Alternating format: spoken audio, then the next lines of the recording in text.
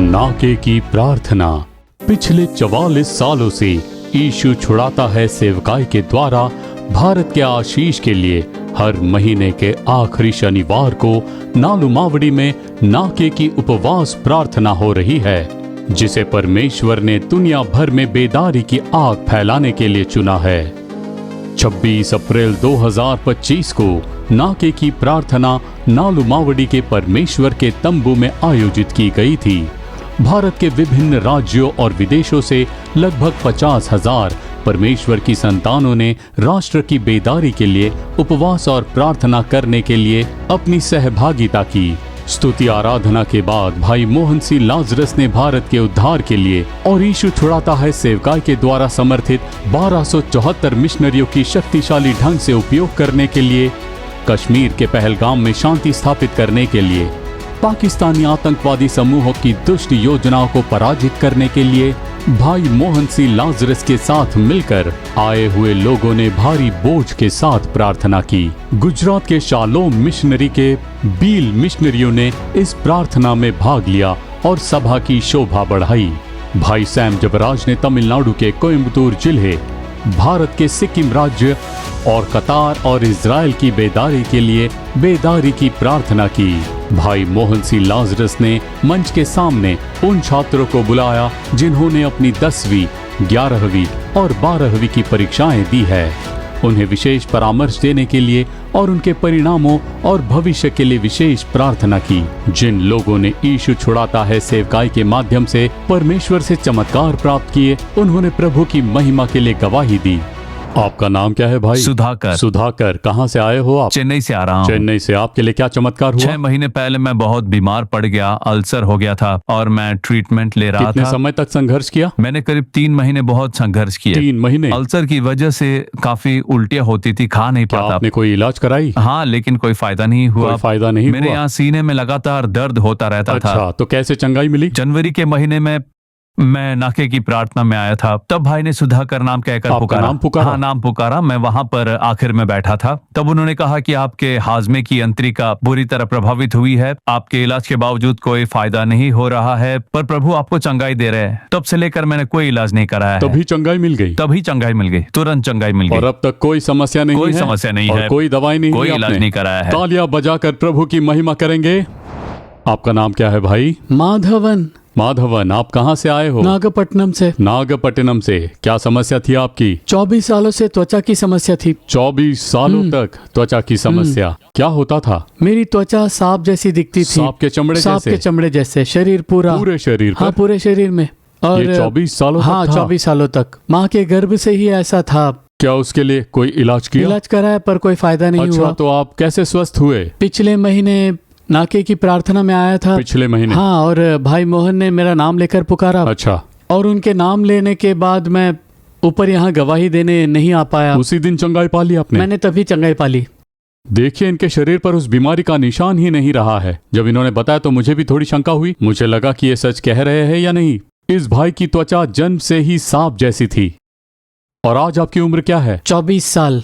24 सालों तक इनकी त्वचा पूरी तरह से सांप जैसी थी। सांप जैसी त्वचा, पूरे शरीर पर ऐसी ही हालत थी। पिछले साल ये आंसुओं के साथ आए और परमेश्वर ने चमत्कारिक रूप से चंगा किया। जैसे नामान को कोढ़ से चंगाई दी, एक छोटे बालक जैसा उनका शरीर बना दिया था, ठीक उसी तरह परमेश्वर ने इनका भी शरीर एक छोटे बालक जैसा बना दिया है। क्या ही अद्भुत चमत्कार है। सारे लोग जोरदार तालियों के साथ प्रभु की महिमा करेंगे। प्रभु की महिमा हो। God bless you.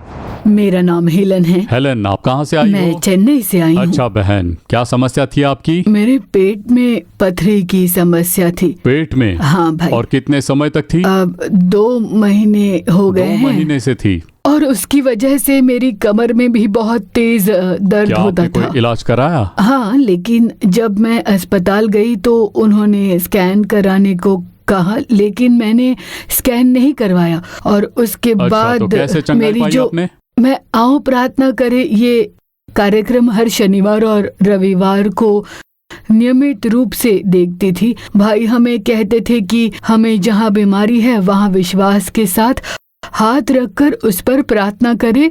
मुझे अपने स्तन के नीचे और इस जगह बहुत ही दर्द होता था, मैंने दोनों जगह हाथ रखकर विश्वास के साथ प्रार्थना की और प्रार्थना के तुरंत बाद प्रभु ने मुझे चंगा तभी कर चंगाई पा ली? दिया। हाँ, अब मैं पूरी और तरह अब से ठीक कितना हूँ। समय हुआ है? 1 महीना हो गया है अब। अब आप और स्वस्थ हो? जब मैंने स्कैन करा तो उन्होंने कहा कि अब कोई पथरी तालियां नहीं है। बजाकर परमेश्वर की महिमा करेंगे।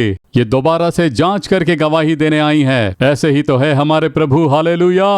वो सामर्थ्यशाली प्रभु है। वो गांठों को दूर करते हैं, पथरी को दूर करते हैं। आज एक जीवित परमेश्वर बनके हमारे बीच में है। कितने लोग आमीन कहेंगे? मेरा नाम है भुवना। भुवना, कहाँ से आ रही हो? हम परमकुड़ी रामनाथमपुरम से आ रहे हैं। क्या प्रार्थना दरअसल- विनती थी आपकी? 10 सालों तक हर रात 10 बजे से 12 बजे तक मेरे दांत खुद ब खुद भींचते थे। 10 सालों हाँ जी, से? 10 साल। नींद में? हाँ, अच्छा। नींद में ही ऐसा होता था। सुबह होते ही दर्द होता था, लेकिन मुझे तब तक समझ नहीं आता था जब अच्छा। तक कोई बताता नहीं था। यही समस्या मेरी बेटी के साथ भी होने लगी। ओहो। इस साल जनवरी में मैं नाके की प्रार्थना में भाग लेने के लिए यहाँ पर आई हुई थी। मैं बहुत उलझन में थी कि ऐसा क्यों हो रहा है। परमेश्वर की महान कृपा से मोहन अंकल के द्वारा प्रभु ने बताया कि ये पीढ़ी दर पीढ़ी चलने वाला एक श्राप है, और उन्होंने इसके लिए प्रार्थना की और हमें भी कहा कि हम अपने बच्चों पर हाथ रखकर प्रार्थना करें और समर्पित करें। मैंने और मेरी बेटी ने पूरे मन से समर्पण किया। अब लगभग 3 महीने हो गए हैं। हमारे दांत अब नहीं भींचते। हम पूरी तरह से छुड़ाए गए हैं। क्या आप ऐसा भी करती हो? नहीं, मेरे साथ भी नहीं अभी हो नहीं रहा होता? है और अब मेरी बेटी के साथ बेटी भी को नहीं हो भी, रहा। आप दोनों को हाँ। चंगाई मिल चुकी है।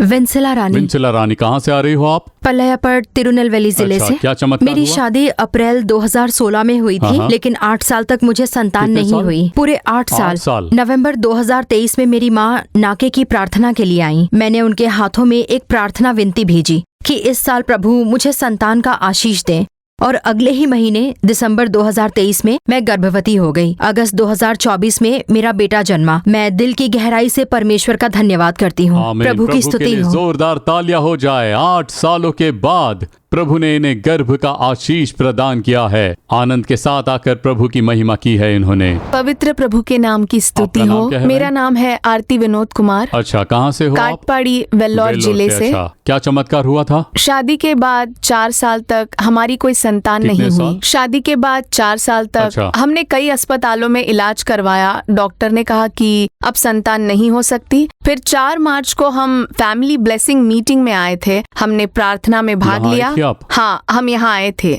और जॉयस आंटी से हमने प्रार्थना करवाई। ओ, उसी साल 26 नवंबर को हमें जुड़वा संतान प्राप्त हुई।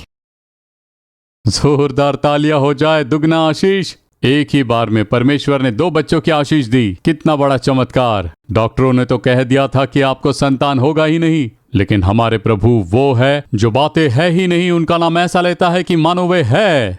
मनुष्य कहेगा कि ये संभव नहीं, पर यीशु कहते हैं कि ये संभव है। आमीन।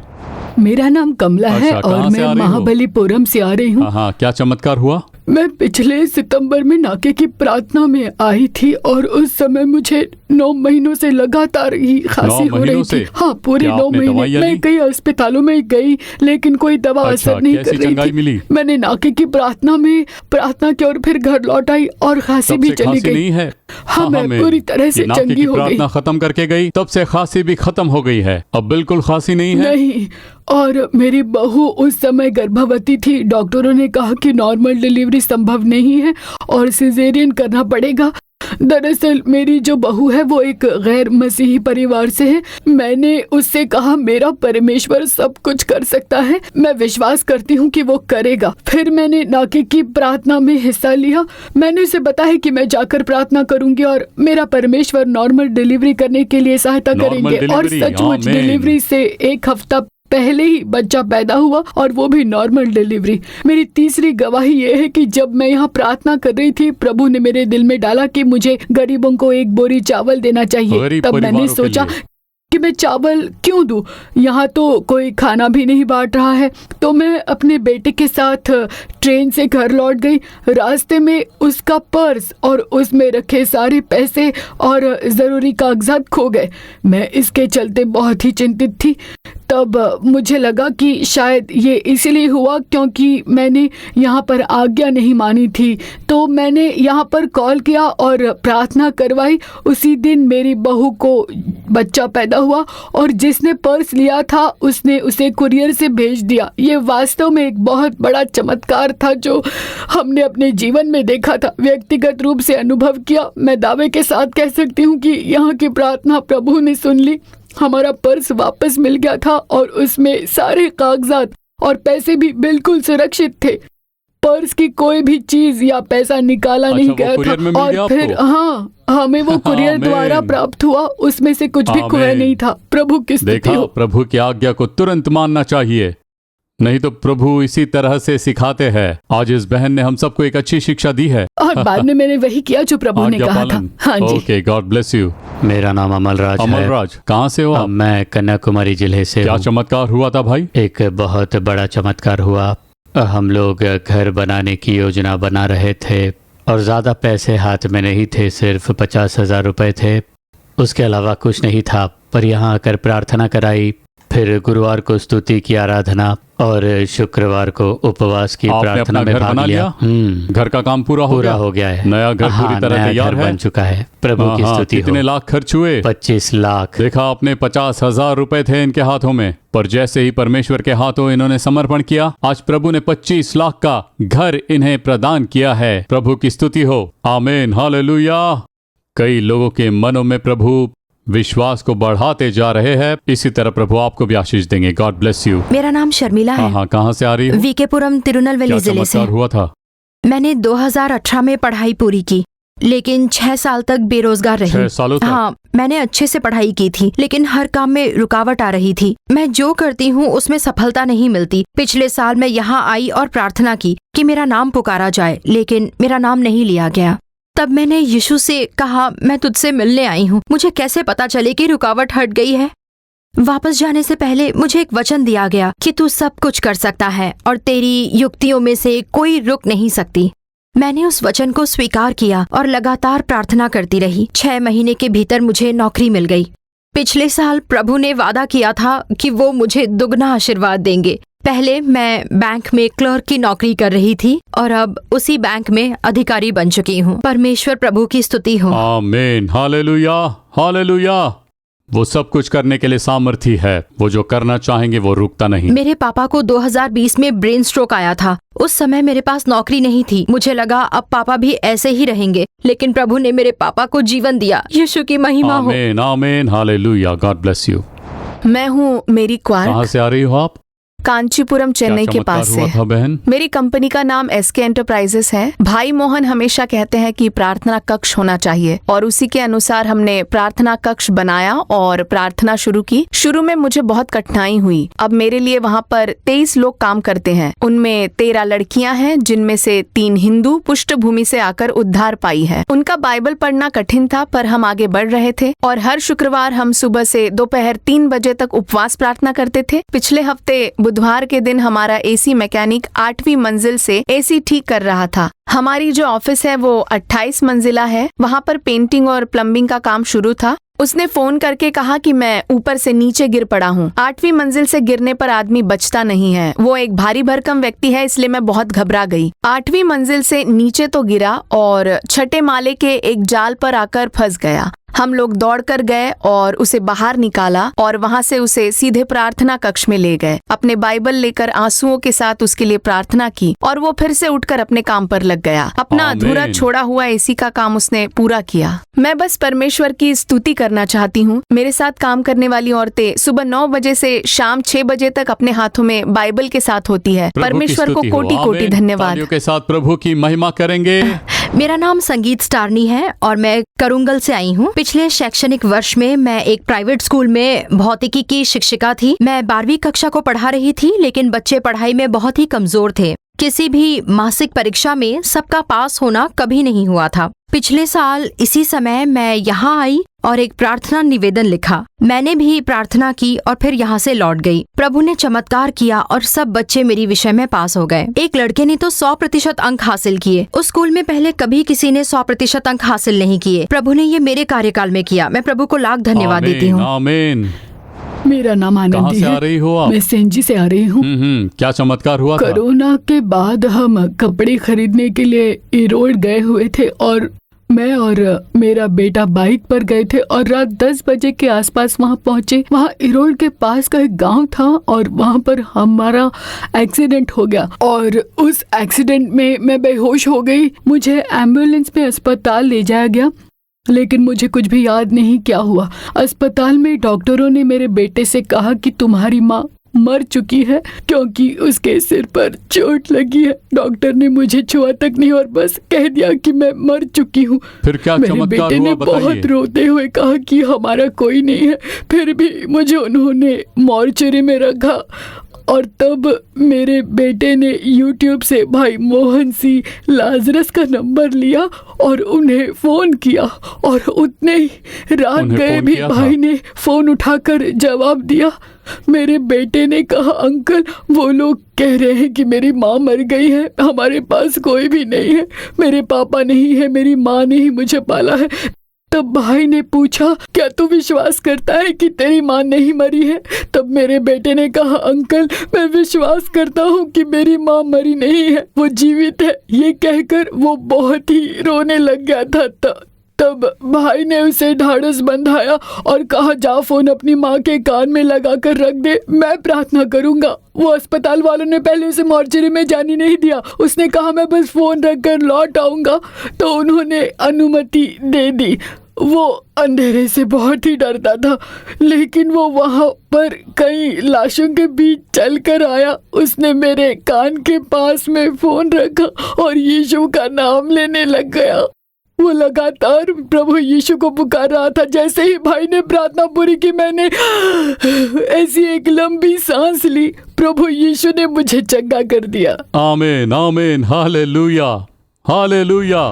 भाई मेरा नाम कनगराज है। कनगराज, कहाँ से आए हो मैं आप? सातूर से आ रहा हूँ। सातूर से? हाँ जी। क्या चमत्कार हुआ था आपके साथ? यहाँ आने से पहले मैं इस तरह झुक कर ही चलता था। झुक कर चलते थे? कितने समय तक भाई? करीब 7 महीने। 7 महीनों तक? क्या होता था यहाँ आपको? बहुत दर्द होता था। यहाँ पर हाँ, यहाँ तकलीफ पर थी? मुझे बेल्ट पहनना अच्छा, पड़ता बेल्ट था। पहनी है हाँ, आपने? यही पहनता था। अच्छा। मैंने यहाँ 3 दिन प्रार्थना की। मैं गैर मसीही हूँ, अच्छा, मसीह को नहीं मानता था। प्रभु को नहीं मानते थे आप? मेरे घर के पास प्रार्थना होती, लेकिन मैं नहीं जाता था। ओ अच्छा। उनका मजाक आज उड़ाता क्या था। हुआ बताइए? अब मैं ठीक से खड़ा हूँ, चल पा रहा हूँ। पर बेल्ट पहनी है आपने? हाँ, घर जाकर वो बेल्ट मैं निकाल देने वाला हूँ। घर जाकर हाँ, बेल्ट मुझे उतार अब बेल्ट दोगे की आप? जरूरत नहीं है। बेल्ट मैं की अब जरूरत चंगा नहीं हो है? चुका हूँ। निकाल दीजिए निकाल उसे। दूंगा। आमीन हालेलुया। बहन चेल्ला रानिया पादुरे ने उन सभी लोगों के लिए विशेष प्रार्थना की जिन्होंने अपनी चिट्ठियों के द्वारा नाके की प्रार्थना में प्रार्थना विनती भेजी थी, और वहां आए हुए लोगों की प्रार्थना विनतियों के लिए बहन एशली एबेनेजर ने विशेष प्रार्थना की। अंत में भाई मोहन सी लाजरस ने परमेश्वर का वचन यीशु जो तुम्हारे आगे चलता है इस शीर्षक पर प्रभु का संदेश दिया। यशाया भविष्यवक्ता की पुस्तक अध्याय 45 और वचन क्रमांक 2। मैं तेरे आगे आगे चलूंगा और ऊंची ऊंची भूमि को चौरस करूंगा। मैं तेरे आगे आगे चलूंगा और ऊंची ऊंची भूमि को चौरस करूंगा। प्रभु क्या कहते हैं? मैं तेरे आगे आगे चलूंगा। मैं तेरे आगे आगे चलूंगा। प्रभु हमारे आगे चलेंगे, ऐसा वो वादा करते हैं। आज किसी एक कार्य ने आपके मन को प्रभावित किया है, इसीलिए आप आगे नहीं बढ़ पा रहे। चाहे आपका व्यवसाय हो, काम हो, या परिवार या बच्चे हो, आप आगे नहीं बढ़ पा रहे। आप तरक्की नहीं कर पा रहे। आप घबराए हुए हो, आपको समझ नहीं आ रहा कि क्या करें। अब प्रभु कहते हैं ऐसे एक प्रतिज्ञा के साथ, हे मेरे पुत्र पुत्री, मैं तेरे आगे आगे चलूंगा। मैं एक किस्सा सुनाता हूं। एक गांव में एक पिता दूर बाजार जा रहे थे कुछ घर की जरूरत का सामान लाने। उसके 3 बच्चे भी साथ जाना चाहते थे, इसलिए वो भी उन्हें अपने साथ ले गए। उन्होंने बाजार से सामान खरीदा और घर लौटने लगे। अब देखिए, वो जब घर लौटने लगे तब वहां पर बिल्कुल अंधेरा होने को था। शाम ढल रही थी। एक छोटा सा कस्बा था, चारों तरफ अंधेरा, वहां बिजली की सुविधा नहीं थी, घनी झाड़ियां थी। उन्हें एक संकरे झाड़ियों से भरे रास्ते से होकर चलना पड़ा। अंधेरा हो चुका था और सूरज डूब गया था। चारों तरफ घुप अंधेरा था, रास्ते में कुछ भी दिखाई नहीं दे रहा था। अब बच्चे डर गए कि अब आगे कैसे चले। वो कहने लगे, पापा कैसे जाएं? बिल्कुल अंधेरा है, हमें कुछ दिखाई नहीं देता, रास्ता तक दिखाई नहीं दे रहा है, चारों तरफ झाड़ियां हैं, हम डर रहे हैं कि कहाँ पैर रखे, हम नहीं जानते कि आगे क्या खतरा है। बच्चे डगमगाने लगे क्योंकि वे चारों तरफ देख रहे थे। तुरंत पिता ने अपने बच्चों से कहा जो उसके साथ चल रहे थे कि बच्चों डरो मत, तुम सिर्फ मेरे पीछे चलो, मैं तुम्हारे आगे चलूंगा, तुम बस मेरे पीछे आते जाओ, तुम्हें रास्ता नहीं भटकना है, मेरे पैरों के निशान पर चलो, मैं तुम्हारे आगे आगे चलूंगा, कोई भी खतरा हो तो पहले मुझसे टकराएगा, वह मुझे पार करके ही तुम तक पहुंचेगा, इसीलिए मैं तुम्हारे आगे चलूंगा, तुम सब मेरे पीछे आते जाओ। तो बच्चे मान गए और उसके पीछे चलने लगे। हर एक के हाथ में एक एक बोझा था, वे सिर पर भी काफी सामान उठाए थे। चारों तरफ बहुत अंधेरा छाया था, उन्हें कुछ भी दिखाई नहीं दे रहा था। वे केवल अपने पिता को देख पा रहे थे क्योंकि उसने सफेद कपड़े पहने हुए थे और वे उसके पैरों के निशान पर चलते रहे। उस जंगल का इलाका बहुत शांत था, चारों तरफ झाड़ियां थी, वहां जंगली जानवर दिखाई देते थे, इसीलिए बच्चे डर के साथ चल रहे थे, पर अपने पिता के पद चिन्हों पर वो चल रहे थे। उन्हें एक बात का विश्वास था कि पापा हमारे आगे चल रहे हैं, हम बस उनके पीछे चल रहे हैं। इसने उन्हें हिम्मत दी। इस तरह वे जंगल को पार करके शहर तक पहुंच गए और जैसे ही वे अपनी जगह पर पहुंचे, बच्चे बहुत खुश हो गए कि हम सब सकुशल घर पहुंच गए हैं। उन बच्चों ने कहा क्योंकि हमने अपने पापा के पीछे ध्यान से चल रहे थे, इसलिए हम सुरक्षित पहुंच गए, हम बड़े सेफ थे, बहुत ही सुरक्षित थे, इसीलिए तो पिता हमेशा आगे चलते हैं। ये दुनिया अंधेरे से घिरी हुई है, अब धरती पर कठिन दिन आ गए हैं, युद्ध, भूकंप, अकाल, महामारियां और लोगों का एक दूसरे के विरुद्ध खड़ा होना और बुरी बुरी बातें हो रही है। हम कैसे जिएंगे, इसके लिए क्या करें, इसे कैसे पूरा करें, उसे कैसे पूरा करें, ये बहुत ही परेशानी भरी हुई एक स्थिति आ चुकी है। पहले जैसा कुछ नहीं रहा, हम इन सब के बीच कैसे चलेंगे, हमारे जीवन की यात्रा कैसे होगी। डर। प्रभु कहते हैं मेरे बेटे, मेरी बेटी, तू डर मत, मैं तेरे आगे आगे चल रहा हूं, तू बस मेरे पीछे चल, बस इतना ही काफी है, बस तुम आसपास के हालत से डरना नहीं। ओ यहाँ ये खतरा है, वहां वो खतरा है, यहाँ दुष्ट लोग हैं, शैतान की तरफ से कोई संघर्ष है, तुम परिस्थितियों से क्यों डर रहे हो, बस मेरे पीछे चलो, मैं तुम्हारे आगे चलूंगा, मैं तुम्हारी रक्षा और सहायता के लिए तुम्हारे आगे चलूंगा, क्योंकि मैं आगे जा रहा हूं, तुम निडर होकर मेरे पीछे चल सकते हो। प्रभु यही तो कहते हैं, मेरे पुत्र, मैं तुम्हारे आगे आगे चलूंगा, मेरी पुत्री, मैं तुम्हारे आगे आगे चलूंगा, इसीलिए डरो मत। क्या तुम मेरे पद चिन्हों पर उसी मार्ग पर नहीं चलोगे? मैं तुमसे ये नहीं कह रहा कि तुम अलग जाकर खड़े हो जाओ, मैं तुम्हारे आगे चलूंगा और तुम्हें बस मेरे पीछे चलना है, बस और कुछ नहीं। प्रभु यही तो कहते हैं। आज जिस रास्ते पर तुम चल रहे हो, तुम्हारा जीवन और भविष्य, बहुत से लोग इससे डरे हुए हैं। कहां पर क्या खतरा है, आगे क्या बाधा आएगी, क्या कष्ट आएगा, ये काम पूरा होगा या नहीं, क्या हम ये सब कर पाएंगे, न जाने कितने प्रकार के डर है लोगों के मनों में। लेकिन प्रभु कहते हैं, मेरे बच्चों, तुम क्यों डर रहे हो, मैं तुम्हारे आगे आगे चल रहा हूं, इसीलिए डरो मत। प्रभु क्यों हमारे आगे चल रहे हैं? वो हमारे आगे चलकर क्या करने वाले हैं? आज आपके जीवन में 3 बातें होने वाली है, गौर कीजिए, क्योंकि प्रभु आपके आगे आगे चल रहे हैं। आज आपके जीवन में 3 बातें होने वाली है। प्रभु आज आपसे इसके बारे में बात करना चाहते हैं। पहली बात जो होती है वो है मीका अध्याय 2 वचन 13। मैं आपके लिए पढ़ता हूं। उनके आगे आगे बाड़े का तोड़ने वाला गया है, इसीलिए वे भी उसे तोड़ रहे हैं और फाटक से होकर निकले जा रहे हैं। उनका राजा उनके आगे आगे गया है, अर्थात यहोवा उनका सरदार और अगुआ है। तो देखा आपने, यहोवा उनका सरदार और अगुआ है। और ऐसा क्यों है? बाड़े को तोड़ने वाला उनके आगे आगे चल रहा है। तो प्रभु हमारे आगे क्यों चल रहे हैं? बाधाओं को तोड़ डालने के लिए, बाधाओं को दूर करने के लिए। आपके जीवन की यात्रा में कुछ बाधाएं आ गई है, आपके काम में कुछ रुकावटें हैं, आपके बच्चों की शादी में कुछ अड़चने हैं, आपके पेशे में कुछ बाधाएं हैं, आपके व्यवसाय या आपके सेवा कार्य में कुछ रुकावटें हैं। कोई व्यक्ति या वस्तु कोई बाधा डाल रहा है, कुछ भी पूरा नहीं हो रहा, सब कुछ अधूरा रह जाता है, सब कुछ अटका हुआ सा है। समझ में नहीं आ रहा कि क्या करें, अब नहीं जान पा रहे हैं कि हम अब क्या करें। प्रभु कहते हैं, मेरे बच्चों मेरे पीछे आओ, मैं तुम्हारे आगे चलूंगा। मैं वो प्रभु हूं जो रास्ते को खोलता हूं। वो आज आपके जीवन के सभी बाधाओं को तोड़ने वाले हैं। जो चीज आपको रोक रही है वे सब दूर होने वाली है। आपके सभी कार्य पूरे होंगे, इसीलिए वो हमारे आगे चल रहे हैं। मैं अपने बच्चों के लिए रास्ता खोलने वाला हूं, इसीलिए मैं आगे चलूंगा।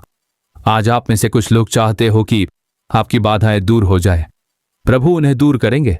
दूसरी बात यशायाह 45:2, मैं तेरे आगे आगे चलूंगा और ऊंची ऊंची भूमि को चौरस करूंगा। मैं तेरे आगे आगे चलूंगा और ऊंची ऊंची भूमि को चौरस करूंगा। मैं क्यों तुम्हारे आगे चलूंगा? क्योंकि कुछ टेढ़ी मेढ़ी बातें हैं, उन्हें मुझे सीधा करना है। टेढ़ी मेढ़ी चीजों को सीधा करने के लिए मैं तुम्हारे आगे चल रहा हूं। आप कुछ परिवारों को देखो, वहां कोई अनुशासन नहीं होता, सब कुछ टेढ़ा मेढ़ा होगा। वे सुबह उठकर प्रार्थना नहीं करते, कोई 8 बजे तक सोता रहता है। एक बेटा सुबह 9 बजे तक सोएगा तो कोई सदस्य 10-11 बजे तक सोता है। सभी को एक साथ उठकर तैयार होकर प्रार्थना में एक साथ बैठकर उसके बाद साथ भोजन करना चाहिए। वो कहते हैं मेरा बेटा रात को देर से सोया इसलिए वो सुबह 10 बजे ही उठेगा। ये बेटी सुनती ही नहीं है, पूरी रात वीडियो देखती रहती है और उसके लिए सूरज सुबह 8 बजे ही निकलता है। मां खुद ऐसा कहती है। आपके पति का क्या? वो तो सुबह 7 बजे उठकर काम पर चले गए, कोई भी प्रार्थना के लिए नहीं आएगा। बिल्कुल भी अनुशासन नहीं है, परिवार में कोई अनुशासन नहीं है। ठीक है, जो लोग बाहर गए वो कब आएंगे हम नहीं जानते भाई। कॉलेज खत्म करके बच्चों को घर लौटना चाहिए ना? हाँ, आना तो चाहिए, लेकिन वो देरी से ही आते हैं। बेटा दोस्तों के साथ घूमता है, बेटी अपने दोस्त के यहाँ किसी कार्यक्रमों में चली जाती है, पति काम से सीधे घर नहीं लौटते, वो इधर उधर घूमते रहते हैं, कोई नहीं जानता कि वो कहाँ है। हम जब फोन करते हैं तो उसका भी जवाब नहीं देते, वो बस अपने समय पर आते हैं। पत्नी घर पर बैठी सोचती रहती है कि कौन कब आएगा, कब मैं उन्हें खाना परोसूं। कोई अनुशासन नहीं है, अनुशासनहीनता। ऑफिस का समय क्या है? सुबह 9 बजे, लेकिन वो सुबह 9 बजे ही उठते और ब्रश करते हैं। कोई अनुशासन नहीं है। जल्दी उठने, प्रार्थना करने और बाइबल पढ़ने, नहाने और काम के लिए तैयार होने जैसी कोई अनुशासन नहीं है इनके जीवन में। बच्चे एक तरफ चलते हैं, पति दूसरी तरफ, पत्नी किसी और ही रास्ते पर। घर में कोई पारिवारिक अनुशासन नहीं है, व्यवसाय में भी कोई अनुशासन नहीं है, काम में भी कोई अनुशासन नहीं है, यहां तक कि सेवकाई में भी। कुछ लोगों की सेवकाई में आने का कारण यह है कि आप जब चाहो तब तक सो सकते हो, जब चाहो उठ सकते हो, जहां चाहो जा सकते हो, कोई कुछ पूछने वाला नहीं होगा। अगर ये ऑफिस का काम होता तो सुबह 9 बजे पहुंचते, पर सेवकाई में कौन पूछता है? कुछ लोग वाचा बांध कर कहते हैं, हे प्रभु मैं इस समय उठूंगा, प्रार्थना करूंगा, ऑफिस जाऊंगा, सेवकाई संभालूंगा। उन्हें लोगों से मिलना होता है और गांव में जाकर सुसमाचार सुनाना होता है। कुछ इस व्यवस्था का पालन करते हैं, लेकिन बहुत से लोग इसमें अनुशासनहीन हैं। अगर आप उनसे पूछो कहाँ जा रहे हो आप, वे कहेंगे यूं ही जा रहा हूं, यूं ही। बहुत से लोग कहेंगे यूं ही, तुम कहाँ जा रहे हो? मैं बस यूं ही जा रहा हूं, बस यूं ही खड़ा हूं, मैं बस यूं ही जा रहा हूं। इसका मतलब कि अनुशासन नहीं है। अगर कोई पूछता है कि यहाँ क्यों खड़े हो, तो मेरा दोस्त आने वाला है, उसके इंतजार में खड़ा हूं, मैं किसी से मिलने के लिए आया हूं, इसीलिए आया हूं, मतलब अनुशासन है। आप कहाँ जा रहे हो पूछने पर मैं वॉकिंग जा रहा हूं, आधे घंटे मैं वॉकिंग करता हूं, अगर कोई ऐसा जवाब दे तो उसमें अनुशासन दिखता है। पर लोग कहते हैं मैं बस यूं ही खड़ा हूं, मैं बस यूं ही आया हूं। अगर कोई ऐसा जवाब दे मतलब अनुशासनहीनता, कोई अनुशासन नहीं है, ये टेढ़ापन है। प्रभु कहते हैं मैं तुम्हारे आगे आगे चलूंगा और टेढ़ी चीजों को सीधा करूंगा। आपके परिवार को सीधा करने की जरूरत है। आज आपके ऑफिस को सीधा करने की जरूरत है, सेवकाई को सीधा करना होगा। आज ये व्यवस्थित नहीं है तो क्या होगा? यात्रा में बाधा आएगी। हाल ही में एक दक्षिण रेलवे अधिकारी ने बात की। उन्होंने कहा हम ट्रेनों की गति बढ़ाने जा रहे हैं। उन्होंने कहा कि इस पर काम चल रहा है। ऐसा करने पर ट्रेनें अभी की गति से 20 किलोमीटर प्रति घंटे तेज चलेंगी। अगर आप चेन्नई से तिरुनेलवेली जा रहे हो तो आप 1 घंटे पहले पहुंच जाओगे। गति बढ़ाने के लिए हमें कुछ चीजें करनी होंगी। जब उनसे पूछा गया कि वे चीजें क्या है, तो उन्होंने कहा रेलवे ट्रैक कई जगहों पर टेढ़ा मेढ़ा है। अगर ऐसा मोड़ होगा तो ट्रेन तेज नहीं जा सकती, इसीलिए ट्रैक को सीधा करना होगा। हम ट्रेनों की गति बढ़ाने के लिए टेढ़े ट्रैक को सीधा करने जा रहे हैं। अगर उसे सीधा कर दिया तो ट्रेन की गति बढ़ जाएगी। आपने हाईवे में रोड देखे होंगे। एक समय था जब वाहन खेतों के बीच टेढ़े मेढ़े रास्ते पर चलते थे, इसलिए वे तेज नहीं जा सकते थे।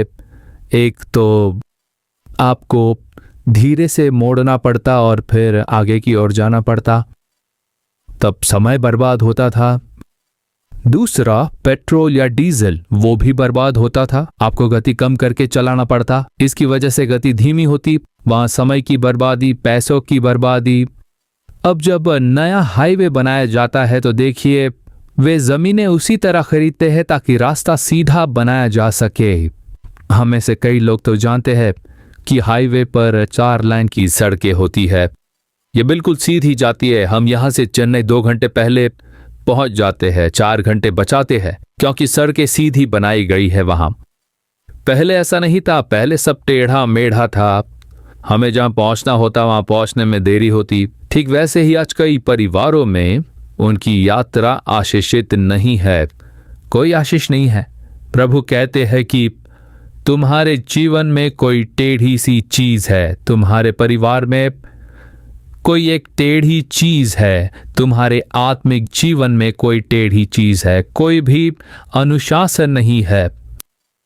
तुम कब उठोगे? जब मेरा मन करेगा तब मैं उठूंगा। तुम्हारा मन कब करेगा? तुम्हारा मन 8 बजे करेगा या 9 बजे करेगा। तुम्हारे जीवन में अनुशासन नहीं। मैं सुबह 5 बजे उठूंगा और 1-2 घंटे प्रार्थना करूंगा, फिर मैं अपने सुबह के काम करूंगा, तैयार होकर ऑफिस जाऊंगा। इस तरह का कुछ अनुशासन होना चाहिए, तो बहुतों के पास ये बिल्कुल भी नहीं है। अनुशासनहीनता। प्रभु कहते हैं तुम्हारे मार्ग टेढ़े मेढ़े हैं। आत्मिक बातों में कोई अनुशासन नहीं है, परिवार में कोई अनुशासन नहीं है, ऑफिस के कामों में कोई अनुशासन नहीं है, सेवकाई में भी अनुशासन नहीं है। प्रभु कहते हैं मैं तुम्हारे आगे आगे चलूंगा ताकि जो कुछ टेढ़े मेढ़े है उसे सीधा कर सकूं। मैं तुम्हारे आगे चलकर टेढ़ी चीजों को सीधा करने वाला हूं। वो कहते हैं अगर मैं तुम्हारे आगे चलूं तो सब ठीक हो जाएगा, और वो आज यही करेंगे। तीसरी और अंतिम बात देखिए प्रभु क्या कहते हैं। निर्गमन अध्याय 13 और वचन 21 में मैं आपके लिए ये पढ़ता हूं। और यहोवा उन्हें दिन को मार्ग दिखाने के लिए मेघ के खंबे में और रात को उजाला देने के लिए आग के खंबे में होकर उनके आगे आगे चला करता था, जिससे वे रात और दिन दोनों में चल सके। तो देखिए क्या लिखा है, यहोवा परमेश्वर उनके आगे आगे चला करता था। जब प्रभु ने इस्राएलियों को मिस्र की गुलामी से निकाला तो उन्हें कनान देश तक ले जाना था। वे 400 वर्ष तक एक राष्ट्र में गुलाम बने थे। मिस्र के अलावा वे किसी और जगह को नहीं जानते जहां वे दास बनकर मजदूरी किया करते थे। वे गुलाम थे, वे कहीं नहीं जा सकते थे। वे सारे लोग दास थे, उन्हें सिर्फ मिस्र का ज्ञान था बस। अब वे उस देश से बाहर थे। उन्हें कनान जाना था, लेकिन वे नहीं जानते थे कि वहां कैसे पहुंचे। उन्होंने सुना होगा कि एक जंगल है और उसमें से होकर हमें जाना है। मूसा उनका नेतृत्व कर रहे थे। लगभग 30 लाख लोग थे। कैसे जाए? वो एक मरुभूमि था, सांपों और बिच्छुओं से भरा। वहां पर बिल्कुल पानी नहीं था। तो इसमें से कैसे होकर गुजरे? दिन भर भयंकर गर्मी रहती थी, रात भर भयंकर सर्दी पड़ती थी वहां पर। इस स्थिति में बच्चों, महिलाओं और बड़ों को कैसे ले जाऊं? प्रभु ने कहा, डरो नहीं मूसा, मैं तुम्हारे आगे चलूंगा। प्रभु दिन में बादल के खंबे में उनके आगे चलते थे कि उन्हें मार्ग दिखाए, और रात को आग के खंबे में उन्हें प्रकाश देते। मैं तुम्हारा मार्गदर्शन करूंगा। जहां बादल रुके वहां तुम भी रुक जाना और डेरा डालना। जब बादल उठे तब तुम भी यात्रा शुरू करना। मैं तुम्हारे आगे चलूंगा, मैं तुम्हें रास्ता दिखाऊंगा। प्रभु ही उनके आगे चला। प्रभु बादल के खंबे और आग के खंबे में उनके आगे चला। क्यों? उनका मार्गदर्शन करने के लिए। आज तुम रास्ते में ठोकर खा रहे होंगे, कोई रास्ता नहीं दिखता। किस रास्ते जाऊं? मैं नहीं जानता कि इस कर्ज से कैसे निकलूं। मैं नहीं जानता कि अपने बच्चों के मामले में मैं क्या करूं। मैं अपना व्यवसाय फिर से कहां करूं कि मुझे लाभ हो। हर जगह मुझे घाटा ही दिखता है। प्रभु कहते हैं, मैं तुम्हारे आगे आगे चलूंगा और तुम्हारा मार्गदर्शन करूंगा। बस मेरे पीछे चलो, बस उतना ही। मेरे पीछे चलो, मैं तुम्हें चलाऊंगा। तुम्हें बादल के खंबे या आग के खंबे से आगे नहीं चलना चाहिए, तुम्हें उसके पीछे चलना है। खंबे आगे चलने चाहिए, केवल प्रभु ही तुम्हारे आगे चलना चाहिए। दाऊद कहता है, मैंने प्रभु को सदा अपने सामने रखा है। तुमने प्रभु को कहां रखा है? कुछ ने उन्हें अपने पीछे रखा है। हे प्रभु, मैं तुम्हारे आगे चलूंगा और तुम मेरे पीछे आ सकते हो। प्रभु कहते हैं, यह गलत है। यह सही होगा अगर मैं आगे चलूं। तुम्हें केवल मेरे पीछे चलना चाहिए, तभी मैं तुम्हें सही मार्ग दिखा सकता हूं। नहीं प्रभु, मैं सब कुछ जानता हूं, मेरे पास बहुत अनुभव है, मैं ये सब करने जा रहा हूं, मेरे पीछे चलो और मुझे आशीष दो। पर प्रभु कहते हैं, मैं जब आगे चलूंगा तभी तुम्हारा मार्गदर्शन कर सकता हूं। मैं बता सकता हूं कि यह जरूरी नहीं है, यह सही तरीका है। अरे यही तो हमारी समस्या है प्रभु। हमें जो चाहिए वो हम मांगेंगे, बस आपको हमें आशीष देना होगा बस। क्या आज का हमारा मसीही जीवन ऐसा नहीं है? हे प्रभु, मैं नीट परीक्षा देने जा रहा हूं, मुझे सफलता दीजिए। बहुत लोग ऐसे हैं, मैं डॉक्टर बनने जा रहा हूं, मुझे बस आप सफलता दीजिए प्रभु, बस उतना ही। वे ये नहीं पूछते हैं, प्रभु मुझे क्या करना चाहिए? क्या तुम चाहते हो कि प्रभु तुम्हारे पीछे चले? प्रभु कहते हैं, नहीं बच्चों, मैं तुम्हारे आगे चलूंगा, तुम मेरे पीछे चलना। केवल मैं जानता हूं कि तुम्हें कौन सी परीक्षा देनी चाहिए और क्या पढ़ना चाहिए। मैं वो हूं जो तुम्हारे भविष्य को अपने हाथ में रखता हूं। मैं जानता हूं कि सफलता के लिए तुम्हें किस रास्ते पर चलना चाहिए। इसीलिए तुम निर्णय मत करना बच्चों। जब हम खुद निर्णय लेते हैं तभी हम निराश, हताश और परेशान होते हैं। हम निराश होकर कुड़कुड़ाते हैं और कदम पीछे हटाते हैं। प्रभु कहते हैं, तुम निर्णय मत लो, मुझे तुम्हारे आगे चलने दो और तुम मेरे पीछे चलना बस। मुझे तय करने दो कि तुम्हें कौन सा व्यवसाय करना चाहिए, तुम्हें क्या करना चाहिए, कहां और किस क्षेत्र में काम करना चाहिए, तुम्हें कहां पढ़ाई करनी चाहिए, किस विश्वविद्यालय या कॉलेज में तुम्हें पढ़ना चाहिए। मुझे ये सब तय करने दो। तुम्हें अपने बच्चों को पढ़ने के लिए किस स्कूल में डालना चाहिए, मुझे ये तय करने दो। पर आज हम पहले खुद निर्णय लेते और फिर प्रभु से हमारे पीछे चलकर आशीष देने को कहते हैं। पर प्रभु कहते हैं, मैं तुम्हारे आगे चलूंगा, तुम निर्णय मत करो। अब देखिए, मैं 12 वर्षों तक चेन्नई में रहा, वही मैं चंगा हुआ, मैंने उद्धार पाया और सेवकाई के लिए मैंने अपने आप को समर्पित किया। वही मैंने बाइबल कॉलेज में पढ़ाई की और तैयार हुआ। साल में एक बार कुछ हफ्तों के लिए मैं अपने गांव नालू मावड़ी जाता था। फिर मैं सेवा करने आ गया। मेरे पिता वहाँ एक व्यवसाय करते थे। हमारे पास रहने के लिए घर जैसी कुछ संपत्तियाँ थी। उन्होंने 4 घर किराए पर दे रखे थे। हमारे पास एक और घर और एक बड़ा आंगन था। जब मेरे माता पिता बूढ़े हो गए तो उन्होंने कहा, चलो अपने गांव वापस चलते हैं। उन्हें गांव में रहना अच्छा लगता था। तब उन्होंने कहा, तुम अकेले चेन्नई में रहते हो, सेवकाई करते हो, इसलिए तुम चेन्नई का घर अपने हिस्से में ले सकते हो, हम उसे तुम्हारे नाम कर देंगे। वहाँ अच्छी आमदनी थी, 4 घरों से किराया आता था, भोजन की कोई चिंता भी नहीं थी। सामने बड़ी जमीन थी, अगर वहाँ एक हॉल बनाया जाए तो वहाँ बहुत लोग प्रार्थना के लिए आ सकते थे और हम वहाँ प्रार्थना सभाएं कर सकते थे। सारी सुविधाएं थी वहाँ पर। मैंने कभी अपने माता पिता से नहीं मांगा, वे खुद मुझे बुलाकर घर देने की पेशकश कर रहे थे। गांव की जमीन और संपत्ति तुम्हारे भाई ले सकते हैं, 3 और भाई हैं, हम उनमें बांट देंगे। उन्होंने कहा ये मेरे हिस्से में दे देंगे। मैंने कभी नहीं कहा हे प्रभु मुझे आपने घर दिया, मुझे सब कुछ मिल गया है, इसे आशीष दीजिए। मैंने कभी आशीष की प्रार्थना सभा करके सेवकाई शुरू नहीं किया। मैंने कभी ऐसा नहीं किया। बजाय इसके मैं प्रभु के सामने खड़ा हो गया। आपने ही मुझे बुलाया है, तभी मैं आया हूं। आपने मुझे बाइबल कॉलेज जाने को कहा, मैं गया। अब आप मुझसे सेवकाई करने को कह रहे हो। मैं तैयार हूं। मेरे माता पिता ये घर दे रहे हैं, मुझे क्या करना चाहिए? मैंने उनसे पूछा हे प्रभु मुझे क्या करना होगा? मैं अपने माता पिता को क्या जवाब दूं? मैंने इस तरह उनसे पूछा। प्रभु ने कहा बेटे तुम्हारी सेवा चेन्नई में नहीं है, चलो नाल मावड़ी जाओ, उसी गांव में जाओ, वहां से तुम्हें मेरी सेवकाई करनी होगी। अच्छा ठीक है प्रभु, जैसा आप चाहोगे मैं वैसा करूंगा। मैं नालू मावड़ी आया क्योंकि प्रभु मेरे आगे चल रहे थे, सिर्फ इसलिए कि मैं इस तरह आया। आज हम इतना बड़ा स्थान, इतनी विशाल सेवकाई और इतनी महिमामय चीजें देख रहे हैं। यूहन्ना अध्याय 10 और वचन 4 में प्रभु भेड़ और चरवाहे के बारे में बात कर रहे हैं। चरवाहा सुबह आता है और बाड़ा खोलकर भेड़ों को बाहर निकालता है। मैं ये वचन आपके लिए पढ़ता हूं, ध्यान दीजिए। जब वो अपनी सब भेड़ों को बाहर निकाल चुकता है तो उनके आगे आगे चलता है और भेड़ें उसके पीछे पीछे हो लेती है क्योंकि वे उसका शब्द पहचानती है। जब चरवाहा भेड़ों को बाहर निकालता है तो वो उनके आगे आगे चलता है। भेड़ें ये देखने के लिए चरवाहे पर नजर गड़ाए रखेंगी कि वो कहाँ जा रहा है। वे चरवाहे का अनुसरण करेंगी। जब वो चलता रहता है, चरवाहा आगे चलता है। उन भेड़ों को दिन भर के लिए भोजन, पानी और सुरक्षा चाहिए होती है। क्या भेड़ें ये सोचेंगी कि क्या आज हमें अच्छी घास मिलेगी या नहीं, क्या हमें आज पानी मिलेगा या नहीं? जब कोई भेड़िया, बाघ या शेर आएगा क्या हमारे लिए कोई सुरक्षा होगा? क्या भेड़ें ऐसा सोचती हैं? चरवाहा आगे चलता है, वो हमें हरी चराइयों में बैठाता है और सुखदाई जल के झरने के पास ले चलता है। उसके हाथों में सोटा और लाठी भी है जिससे हम पर दुश्मन प्रहार नहीं कर पाएगा।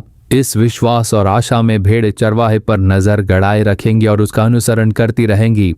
केवल वे भेड़ें ही किसी खतरे का सामना नहीं करेंगी। इसीलिए अच्छा चरवाहा यीशु हमारे आगे चलना चाहिए और हमें उसकी भेड़ों की तरह उसका अनुसरण करना चाहिए। तुम चरवाहे को ओवरटेक कर रहे हो, तुम प्रभु को सलाह दे रहे हो, हे प्रभु मैं ये करने जा रहा हूं, इसे आशीष दें। तुम सभी योजनाएं बनाकर प्रभु के पास लाते हो, ये मेरी योजना है, ये मेरे बच्चों के बारे में योजना है, इसे आशीष दीजिए। प्रभु की अपनी एक योजना होती है और उसकी योजना ही सही होगी। क्योंकि आपने एक योजना बना ली है, वो अपनी योजना छिपा लेते हैं। आखिर क्या करे? उसने स्वयं योजना बना ली। आपको क्या करना चाहिए था? एक खाली कागज लाकर प्रभु को दे देना चाहिए था। हे प्रभु आप योजना बनाइए, मैं अपने बच्चों को क्या पढ़ाऊं, मेरे बच्चों का भविष्य कैसा होगा, उनके भविष्य के बारे में आपकी योजना क्या है? मेरे काम, व्यवसाय, सेवा और भविष्य के बारे में आपकी योजना क्या है? मैं इस खाली कागज पर हस्ताक्षर करता हूं प्रभु और आपको देता हूं। आप योजना बनाइए, आप मार्गदर्शन कीजिए। क्या आप ऐसा करने को तैयार हो? आप में से कितने लोग प्रभु के पीछे चलने के लिए तैयार है? आइए सब खड़े हो जाएं। हमें अभी निर्णय लेना होगा। हे प्रभु मुझे क्षमा करे कि मैं आपके आगे चला। आप लोग आगे चले इसीलिए बहुत सी बातें गलत हो गई, कुछ चीजें प्रभावित हुई है। आपको कुछ कष्ट, समस्याएं, शर्म, निंदा और नुकसान तक हुए हैं क्योंकि आप लोग आगे चले और प्रभु से आपके पीछे चलने को कहा। आपने ये अपनी जानकारी के बिना किया है। जरा सोच कर देखिए। आपको कहना होगा प्रभु मैंने गलती की, मुझे क्षमा कीजिए। मैंने आपको आगे रखने के बजाय खुद मैं आगे चल पड़ा। मैंने आपकी सलाह मांगे बिना ही सब कुछ करना शुरू कर दिया था। मुझे क्षमा करे, मुझे क्षमा करे। हे प्रभु मेरी सहायता करे। आज आप मेरे आगे चले और सभी बाधाओं को तोड़ दीजिए, टेढ़ी चीज़ों को सीधा कर दीजिए, मुझे अपने मार्ग दिखाएं। आपने कहा है कि आप मेरे आगे चलोगे, कृपया मेरे आगे चलिए प्रभु। कृपया मेरे परिवार के आगे चलिए प्रभु। कृपया मेरे परिवार के आगे चलें। प्रभु ने बात की, उसने मुझे दिखाया कि मुझ में क्या कमी थी। मैं आगे चल रहा था, मैंने प्रभु को पीछे छोड़ दिया, मैंने यीशु को अपने पीछे चलाया और अभी मुझे अपनी गलती का एहसास हुआ। मैंने अपनी गलती समझ ली है। आज मैं अपनी गलती को पहचानता हूँ और इसे दोबारा न करने का प्रण लेता हूँ। मैं अब यीशु के आगे नहीं चलूंगा, मैं हमेशा प्रभु को अपने आगे ही रखूंगा। मैं अब से यीशु के पीछे ही चलूंगा, मैं उन्हें हमेशा अपने आगे रखूंगा। हे प्रभु मेरी इस गलती को क्षमा कर दीजिए। मैं आज से आपके पीछे चलने का प्रण लेता हूँ। मैं आपके पीछे चलने का प्रण लेता हूँ परमेश्वर। मैं अब आपके आगे नहीं चलूंगा, आप ही मेरे आगे चलिए। आप मेरे अच्छे चरवाहे हो प्रभु, केवल आप ही रास्ता खोल सकते हो, केवल आप ही चीजें सही कर सकते हो, केवल आप ही टेढ़ी चीजों को सीधा कर सकते हो, आप ही मुझे मार्ग दिखा सकते हो। इसीलिए कृपया मेरे आगे चलिए। मैं प्रण लेता हूँ, मैं प्रण लेता हूँ प्रभु। प्रभु कहते हैं मैं तुम्हें क्षमा करता हूँ और आज से तुम्हारी चीज़ों को सीधा करूँगा। मैं आज से रास्ते सीधे करूँगा, मैं आज से बाधाओं को तोड़ डालूँगा, मैं आज से तुम्हें सही रास्ते पर ले चलूँगा, मैं आज से तुम्हें मार्ग दिखाऊँगा। मैं एक अच्छा चरवाहा हूँ, मैं तुम्हारे आगे चलूंगा, मैं तुम्हें अच्छे मार्ग पर ले चलूंगा। तुम्हारी असफलता सफलता में बदल जाएंगी, तुम्हारी सभी निंदा और शर्माशीष में बदल जाएगी। अब तक जो कष्ट और पीड़ा तुमने झेली है वो अच्छाई में बदल जाएगी। मैं तुम्हारे आगे चलूंगा, मैं तुम्हारे आगे चलूंगा, मैं रास्ते खोल दूंगा, मैं मार्ग सीधा करने वाला हूं।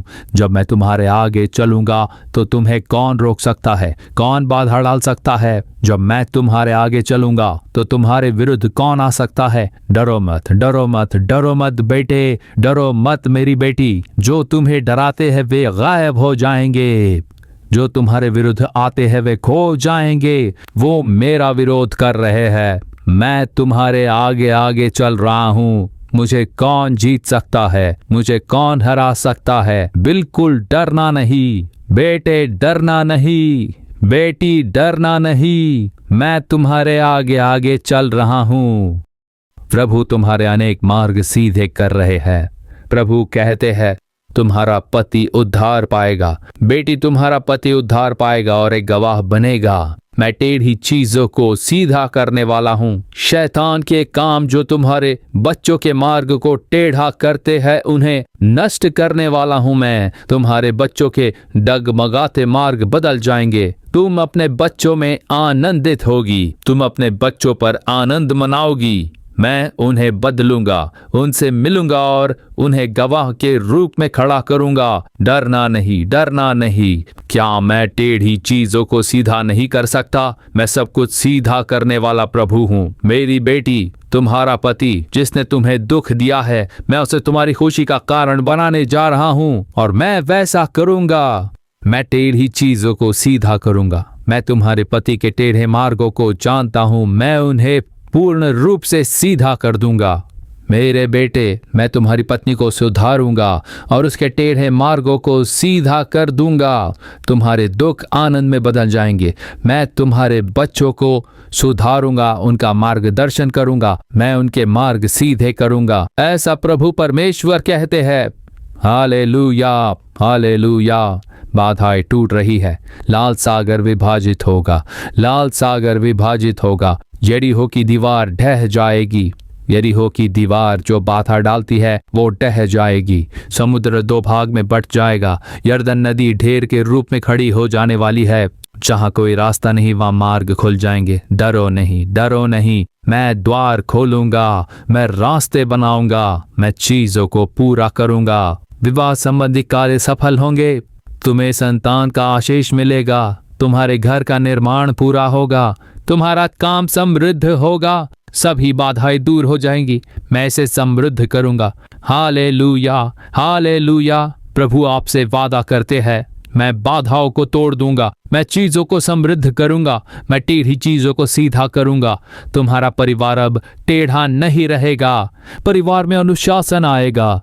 तुम्हारा घर स्वर्ग के समान बन जाएगा। मैं तुम्हारे परिवार में ये परिवर्तन ला कर रहूंगा। प्रभु कहते हैं, मैं तुम्हारे व्यवसाय में, तुम्हारे कारोबार में सब कुछ ठीक करूंगा। तुम्हारे काम में सब कुछ ठीक करूंगा। टेढ़ी चीजें सीधी हो जाएंगी, टेढ़ी चीजें सीधी हो जाएंगी। तुम आगे की अच्छाई देखोगे। डरो मत। तुम्हारे बच्चों के कार्य में, तुम्हारे पति के कार्य में, पत्नी के कार्य में, तुम्हारे बिजनेस के कार्य में और कामकाज के मामले में हर एक चीज बदल दूंगा। मैं तुम्हें आशीष दूंगा और तुम्हें खुशियों से भर दूंगा। प्रभु ऐसा कहते हैं। सभी लोग प्रभु के लिए तालियां बजाकर परमेश्वर की महिमा कीजिए। Thank you Lord, hallelujah.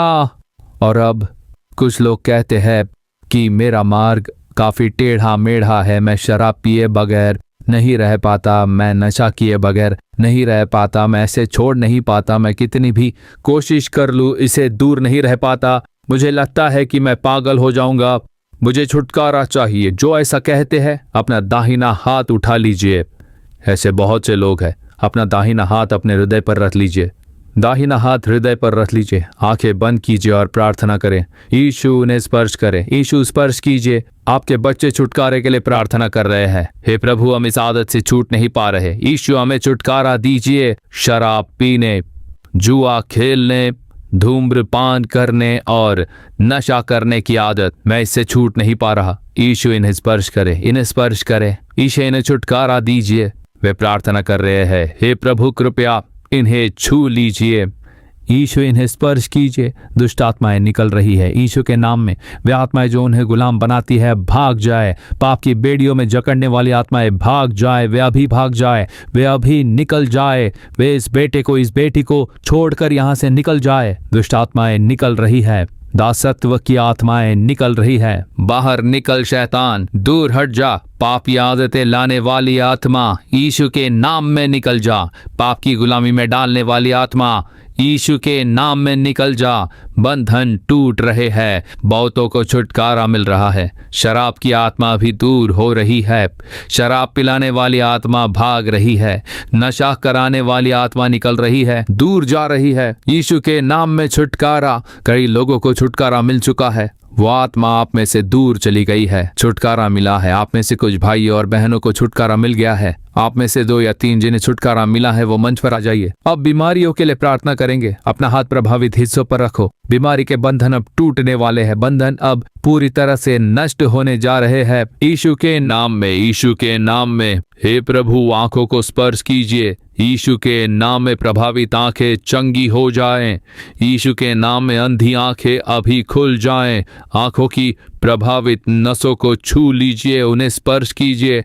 नसों को स्पर्श कीजिए। दृष्टि स्पष्ट हो जाए, आंखें नई हो जाए, साफ साफ दिखने लग जाए। प्रभु, अभी अभी इनकी आंखें बिल्कुल नई बन जाए। बहरापन लाने वाली आत्मा को मैं डांटता हूँ। यीशु के नाम में बहरापन लाने वाली आत्मा निकल जाए। कान खुल जाए। यीशु के नाम में मैं बधिर करने वाली आत्माओं को डांटता हूँ। यीशु के नाम में बहरे कान खुल जाए। अभी यीशु के नाम में बहरे कान खुल जाए। मैं दुष्ट शैतान को डांटता हूँ। प्रभु यीशु के नाम में मैं अंधेपन लाने वाली दुष्ट आत्माओं को डांटता हूँ। दुष्ट आत्माओं को बांधता हूँ। बहरापन लाने वाली आत्माओं को डांटता हूँ। चंगाई हो जाए यीशु के नाम में, यीशु के नाम में। सभी लोग अपने हाथ हिलाइए और कहिए हालेलुया। कहिए, प्रभु यीशु आपका धन्यवाद, धन्यवाद यीशु। आप में से बहुतों को चंगाई मिल गई है। अपनी आंखें खोलिए और जांच कीजिए, अपने कान जांचिए। आप में से 2 या 3 लोग मंच पर आ जाइए गवाही के लिए। आपका नाम क्या है बहन? कृष्ण प्रिया। कृष्ण प्रिया, कहाँ से हो आप? पालकडल तिरुनेलवेली के पास से। अच्छा, आपकी क्या समस्या थी? जादू टोना। 5 सालों से थी। उसी का दुष्प्रभाव था आप पर। जादू टोने की वजह से क्या प्रभावित हुआ? मैं हमेशा सोई रहती थी। अभी भी थोड़ी देर पहले मैं सो रही थी। अभी मुझे थोड़ा होश आया है। क्या धड़कनें रुकने जैसी हो गई थी? पर अब मैं बिल्कुल ठीक हूँ। समय क्या हुआ बताइए। मैं बिल्कुल स्वस्थ महसूस कर रही हूँ। समझ में आ रहा है? अब बदलाव है। देखिए, ये हमेशा सोती रहती थी, अभी उन्हें अपनी धड़कनें महसूस हो रही है। ये देखिए, गैर मसीही है और उन्हें जादू टोने का प्रभाव था और ये लगभग 5 सालों से था और काफी समय बाद आज उन्हें जीवित होने का एहसास हो रहा है। God bless you, God bless you. मेरा दाहिना कान 15 दिनों से बंद था। दवा लेने के बाद भी ठीक नहीं हो रहा था। मैंने बहुत प्रार्थना की और जब मैं प्रार्थना कर रही थी मैंने हाथ रखा और उस पर प्रार्थना की। अब मैं साफ साफ सुन सकती हूँ।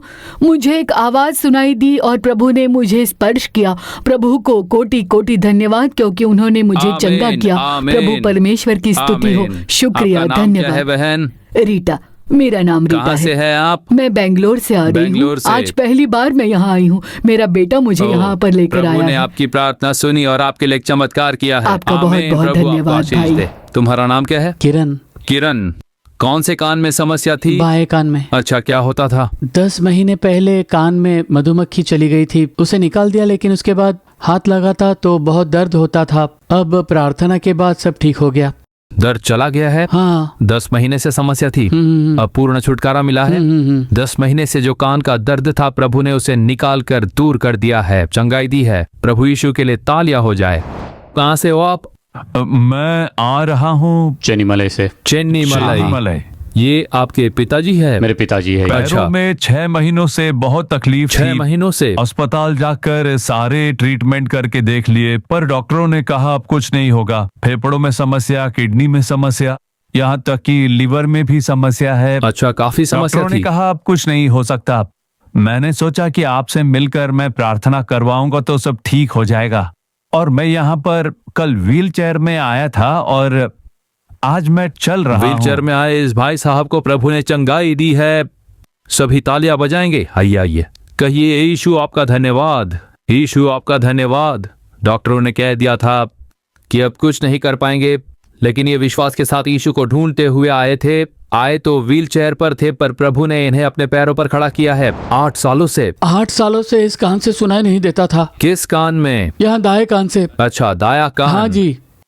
और यहाँ तक मैं 24 घंटे बाइबल पढ़ता रहता हूँ और मेरे पास एक लेंस है जो मैं बाहर से लेकर आया था, उसी से मैं बाइबल पढ़ता था और मैं वहाँ पर बैठकर आपको सुनता था, पर मुझे कुछ साफ साफ सुनाई नहीं देता था। आज 5 मिनट में जो आपने प्रार्थना की उसके बाद मैं अपने कानों से साफ साफ सुन पा रहा हूँ। प्रभु को कोटि कोटि धन्यवाद। हालेलुया, कितने महान प्रभु है, देखिए। आमीन। इस कान को बंद कर लीजिए। इस कान को सुन पा रहे हो? सुन पा रहा हूँ। सुन पा रहे हो? हाँ। ठीक से सुनाई दे रहा है? सुनाई दे रहा है। 8 सालों से 8 सालों से इस कान से बिल्कुल सुनाई नहीं देता था। आज प्रभु ने उस कान को खोल दिया है। तालियां बजाकर प्रभु को धन्यवाद देंगे। भाई साहब, कहाँ से हो आप? तिरुचि के पालकराई से। तिरुचि। मैं 24 घंटे प्रार्थना करता हूँ। आमीन। इसीलिए तो प्रभु ने आपके लिए चमत्कार किया है। बिल्कुल। God bless you. प्रभु के नाम की स्तुति हो। मुझे पिछले 2 सालों से धुंधला दिखाई देता था। मैं पास की चीजें भी नहीं देख पाती थी। जमीन पर क्या पड़ा है वो भी मैं ठीक से नहीं देख पाती थी। लेकिन आज प्रार्थना में प्रभु ने मुझे पूरी तरह से चंगा कर दिया है। एक रोशनी आई और मेरी आंखों को स्पर्श किया और प्रभु ने मुझे चंगाई दी है। पड़ा था क्या? अब साफ साफ दिखाई हाँ, दे रहा है? अब मैं सब कुछ देख साफ सकती साफ हूँ। दिखाई हाँ। देता है। आपको 2 साल से हाँ, समस्या 2 साल से समस्या थी। प्रभु का प्रकाश उस आंख पर पड़ा जो 2 साल से प्रभावित थी और दृष्टि स्पष्ट हो गई है। हालेलुया। हालेलुया। आमीन। God bless you, God bless you. अब हम प्रार्थना करेंगे कैंसर की बीमारी, अस्थमा और गठिए जैसी बीमारियों को दूर करने के लिए। पैरालिसिस, अल्सर, फेफड़ों की खराबी, किडनी की खराबी और किडनी की पथरी की बीमारी से चंगाई के लिए इतने प्रकार की बीमारियां हैं। अगर आप कहते हो मेरे शरीर में ये समस्या है, एक ट्यूमर है, थायराइड या कैंसर का ट्यूमर है, मेरी किडनी प्रभावित है, चंगाई चाहिए, जो ऐसा कहते हैं अपने हाथ उठाइए, प्रभावित हिस्सों पर हाथ रखिए। यीशु मुझे स्पर्श कीजिए। कहिए, यीशु मुझे स्पर्श कीजिए, यीशु मुझे स्पर्श कीजिए। यीशु यीशु यीशु यीशु का नाम लीजिए। यीशु मुझे स्पर्श कीजिए। यीशु मुझे चंगाई दीजिए। यीशु यीशु यीशु का नाम लीजिए। यीशु मुझे स्पर्श कीजिए। चंगाई और सामर्थ्य उतर रहा है। चंगाई का सामर्थ्य उतर रहा है। परमेश्वर की चंगाई की शक्ति आप लोगों पर उतर रही है। अभी यीशु के नाम में कैंसर गायब हो रही है पूरी तरह से। यीशु मसीह के नाम में कैंसर के ट्यूमर गायब हो जाए। यीशु मसीह के नाम में टीबी के ट्यूमर गायब हो जाए। थायराइड के ट्यूमर गायब हो जाए। यीशु मसीह के नाम में, यीशु मसीह के नाम में शरीर में जो भी ट्यूमर है सारे गांठ गायब हो जाए। यीशु मसीह के महान नाम में पेट के सभी ट्यूमर गायब हो जाए। स्तन में या गर्भाशय के सभी ट्यूमर यीशु के नाम में गायब हो जाए। सारी पैरालिसिस की बीमारी अब दूर हो जाए। गठिए का रोग यीशु के नाम में पूर्ण रूप से दूर हो जाए। लकवे का रोग दूर हो जाए। यीशु के नाम में छुटकारा। यीशु के नाम में प्रभावित किडनी चंगी हो जाए। किडनी अच्छे से काम करने योग्य बन जाए। हृदय में चंगाई हो जाए। लिवर में चंगाई हो जाए। फेफड़ों में चंगाई हो जाए। गर्भाशय में चंगाई हो जाए। आपका सामर्थ्य अब हड्डियों में, नसों में उतर जाए। परमेश्वर यीशु मसीह के नाम में चंगाई हो जाए, छुटकारा हो जाए। सभी को स्पर्श करें, सभी को स्पर्श करें। चंगाई का सामर्थ्य उतर आए। आप लोग अब जांच करें, क्या आपने चंगाई पाली है तो कहिए कि मुझे चंगाई मिली है। यीशु ने मेरी प्रार्थना सुन ली है। यीशु का धन्यवाद हो, यीशु का धन्यवाद। आप में से 4-5 लोग मंच पर आ जाइए गवाही के लिए, जल्दी कीजिए। आप कहाँ से हो? कन्याकुमारी। कन्याकुमारी। और कब से ये समस्या है? 7 साल से। 7 साल से? जब मैं 10वीं में थी तभी से। और इसके कारण क्या होता था? मेरे अंदर से कोई आवाज आती थी, मैं तुझे जीने नहीं दूंगा, दुष्टात्मा तेरे बात करती परिवार थी। को भी नहीं, तेरे परिवार का नाश कर दूंगा, तू खुद को मार डाल। मैंने कई बार खुद को और दूसरों को नुकसान पहुंचाने की कोशिश की। एक बार तो मैंने अपने पापा को बाइक से गिराने की कोशिश की। फिर मुझे लगा अगर मैं जिंदा रहूंगी तो अपने पापा को मार सकती हूँ, इसीलिए मैंने कई बार आत्महत्या की कोशिश की। कल शाम को भी मैंने कुछ करने की कोशिश की, लेकिन अब मुझे लग रहा है कि वो सांप जैसी आत्मा मुझसे निकल चुकी है। अब मुझे पूर्ण छुटकारा मिल चुका वो है। आत्मा निकल गई है। वो सर्प की आत्मा जो 7 साल से थी, वो उससे कहती थी अगर तुम्हारा परिवार अच्छे से जीना चाहता है तो तुम्हें मरना होगा। तुम आत्महत्या कर लो ताकि तुम्हारा परिवार अच्छे से जी सके। आत्महत्या कर लो। उस आत्मा ने इसे अपने ही पिता को मारने के लिए उकसाया। आज इस सभा में भी ये आत्महत्या करके मर जाने के इरादे से ही यहाँ पर आई थी, लेकिन यहाँ पर यीशु के आने के कारण छुटकारा मिल गया। सर्प की दुष्ट आत्मा ने इसे छोड़ दिया है। इस बेटी को छुटकारा मिल गया है। तुम क्या कर रही हो? मैं इंजीनियरिंग 2nd ईयर में पढ़ रही हूँ। तुम पढ़ाई कर रही हो। प्रभु पढ़ने वाली इस बेटी को आप आशीष दीजिए। अब दुष्ट शैतान इस बेटी को कभी स्पर्श न करने पाए। दुष्ट सर्प की आत्मा, इस बेटी को छूने का बिल्कुल अधिकार नहीं है तुझे। ये बेटी यीशु की अपनी है। इस पर यीशु का लहू छिड़कता हूँ। अब इसे तंग मत करना। प्रभु बेटी को आप आशीष दीजिए और एक अच्छा जीवन प्रदान कीजिए। यीशु के नाम में आमीन। सब ठीक हो गया है। God bless you, God bless you. आप कहाँ से आ मैं रही इरोड हैं? से आ रही हूँ भाई। पिछले अच्छा। 2 महीनों से मेरी अल्सर की दवाई चल रही थी, लेकिन उससे कोई भी फायदा नहीं हुआ। 10 दिन पहले मैंने स्कैन कराया, अभी कुछ रिपोर्ट आने बाकी है। उन्होंने कहा कि मुझे कैंसर हुआ है, ये ठीक नहीं होगा। हमें ये फिर मैंने बात 4 प्रार्थना दिन शुरू पहले की। ही पता चली है पास्टर। अच्छा। हम सोच रहे थे कि पहले यहाँ पर आकर प्रार्थना करवा लेते हैं और फिर चेकअप के लिए जाएंगे, पर यहाँ यहाँ पर लगातार ठीक हो दर्द गई। होता था, यहाँ मुझे पर प्रभाव लगता पड़ता था था। जैसे हाँ, कुछ पेट गोल में ही गोल उसका घूम रहा प्रभाव है। था। अच्छा, खाने काफी में भी दर्द होता तकलीफ था? होती थी, दर्द होता था, बस थोड़ा पानी आज पी यहाँ पर पाती क्या थी। हुआ? अब मुझे लग रहा है जैसे पेट से कोई बड़ा बोझ उतर गया हो। बड़ा बोझ हाँ, उतर गया है। पहले तो पेट इन्हें फूला हुआ देखने लगता था। पर इनका पेट काफी फुला हुआ होता था। शरीर तो दुबला पतला था, लेकिन पेट ही काफी फुला हुआ होता था। पर अब तो पेट भी काफी ठीक लग पेट रहा काफी है। ठीक लग रहा हाँ है। भाई। सारा सूजन निकल गया। प्रभु ने कैंसर को दूर कर दिया है। धन्यवाद यीशु। यीशु के नाम में कैंसर को दूर करने के लिए यीशु के नाम का धन्यवाद हो जिसने कैंसर को निकाल दिया। यीशु के नाम का धन्यवाद हो। धन्यवाद, धन्यवाद यीशु। और सुन दुष्ट शैतान, तुम्हारे पास इस बेटी को छूने का कोई अधिकार नहीं। तुम्हारे पास बीमारी लाने का कोई अधिकार नहीं। चुपचाप इसमें से निकल जा। दर्द से मुक्ति पाकर स्वस्थ रहना बहन। डॉक्टरों ने कहा था कि ये 4th स्टेज का कैंसर है। 4था हो या 5वां, कोई भी बीमारी नहीं है जिसे यीशु ठीक नहीं कर सकते। अब हम प्रार्थना करने वाले हैं बच्चों की पढ़ाई, विवाह संबंधी कार्य, संतान प्राप्ति के लिए।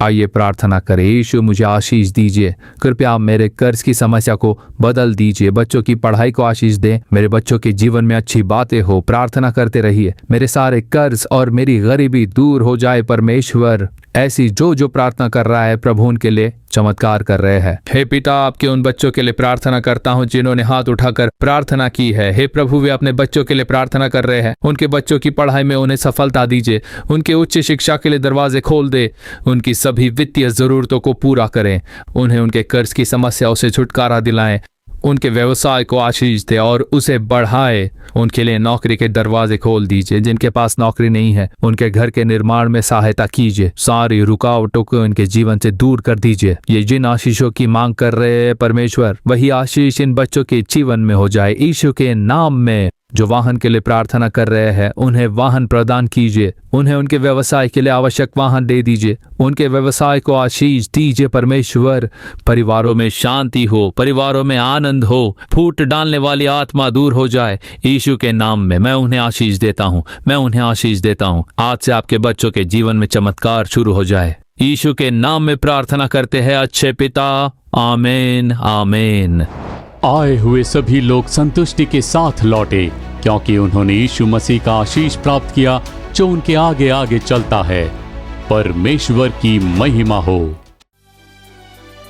For further details and prayer support, contact Jesus Redeems Ministries, Nalamavadi, Thoothukudi District, 628-211.